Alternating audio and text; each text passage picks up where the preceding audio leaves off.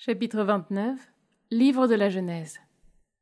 Jacob se remit en marche et partit pour le pays des fils de l'Orient. Tout à coup, il aperçut un puits dans la campagne et, près de ce puits, 3 troupeaux de petits bétail. Les bêtes étaient couchées car c'est à ce puits qu'on abreuvait les troupeaux. Sur l'orifice du puits était posée une grande pierre. C'était là que se rassemblaient tous les troupeaux. On roulait la pierre posée sur l'orifice du puits, on abreuvait le petit bétail, puis on remettait la pierre à sa place sur l'orifice du puits. Jacob dit aux gens : « Mes frères, d'où êtes-vous » Ils répondirent : « Nous sommes de Haran. » Il leur dit : « Connaissez-vous Laban, le fils de Nahor » Ils répondirent : « Nous le connaissons. » Il leur demanda : « Va-t-il bien » Et ils répondirent : « Il va très bien, et voici sa fille Rachel qui arrive avec le petit bétail. » Jacob reprit : « Mais il fait encore jour, ce n'est pas le moment de rassembler le bétail, abreuvez donc les bêtes et allez les faire paître. » Ils répliquèrent : « Nous ne pouvons pas le faire tant que tous les troupeaux ne sont pas rassemblés, alors on roule la pierre posée sur l'orifice du puits et on abreuve le petit bétail. » Jacob parlait encore avec eux quand Rachel arriva avec le petit bétail qui appartenait à son père. En effet, elle était bergère. Dès que Jacob vit Rachel, fille de Laban, le frère de sa mère, et le petit bétail de Laban, il s'avança, roula la pierre posée sur l'orifice du puits et abreuva le petit bétail de Laban. Alors Jacob embrassa Rachel et il éclata en sanglots. Jacob apprit à Rachel qu'il était un parent de son père et le fils de Rebecca. Elle courut en informer son père.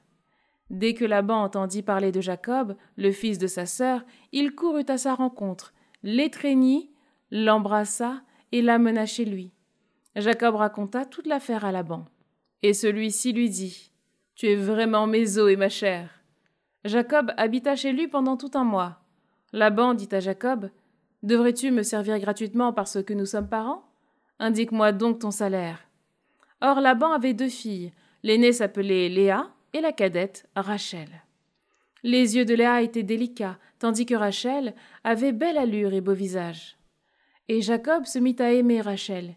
Il dit : « Je te servirai 7 ans pour Rachel, ta fille cadette. » Laban répondit : « Je préfère te la donner à toi plutôt qu'à un autre. Reste donc chez moi. » Jacob travailla 7 ans pour Rachel, 7 ans qui lui semblèrent quelques jours, tellement il l'aimait. Jacob dit alors à Laban : « Donne-moi ma femme, car les jours que je te devais sont accomplis, et je veux m'unir à elle. » Laban rassembla tous les gens de l'endroit et fit un festin. Le soir venu, il prit sa fille Léa, l'amena à Jacob, et Jacob s'unit à elle. Laban mit au service de sa fille Léa une des servantes nommée Zilpa. Au matin, voilà que c'était Léa et non Rachel, et Jacob dit à Laban : « Que m'as-tu fait là ? N'est-ce pas pour Rachel que je t'ai servi ? Pourquoi m'as-tu trompé ?» Laban répondit : « Cela ne se fait pas chez nous de marier la cadette avant l'aînée.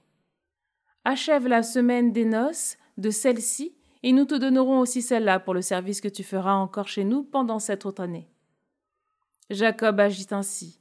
La semaine achevée, Laban lui donna sa fille Rachel pour qu'elle devienne sa femme. Laban mit au service de sa fille Rachel une de ses servantes nommée Bilha. Jacob s'unit aussi à Rachel, et il aimait Rachel plus que Léa. Il servit donc Laban pendant 7 autres années encore. Le Seigneur vit que Léa n'était pas aimée, et il la rendit féconde, tandis que Rachel était stérile.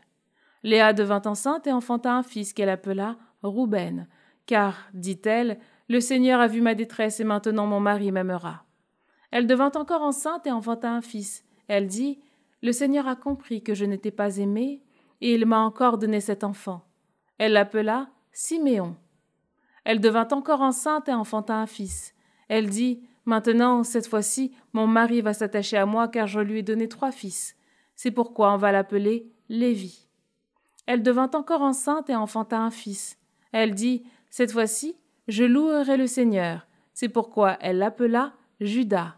Ensuite, elle n'eut plus d'enfants.